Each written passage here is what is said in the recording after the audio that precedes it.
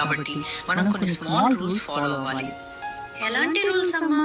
మొదటిది, నువ్వు ఏడవడం వల్ల అన్ని సాల్వ్ కావు. ఏదైనా ప్రాబ్లం ఉంటే క్లియర్ గా చెప్పాలి.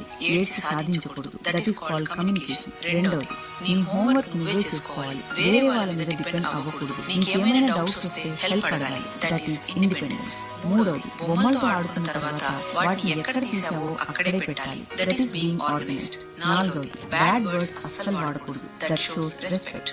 ఐదవది, నువ్వు తప్పు చేసినప్పుడు మనస్ఫూర్తిగా క్షమాపణ చెప్పాలి. That is responsibility. ఆరవది, తెలిసిన వాళ్ళని చూసినప్పుడు మంచిగా పలకరించాలి. That is good manners.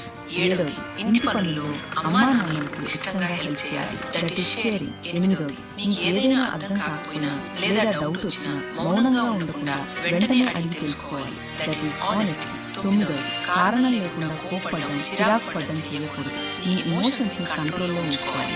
పదవది, ప్రతిరోజు కొత్తగా ఏదైనా నేర్చుకోవడానికి ప్రయత్నించాలి. That is growth. Very good.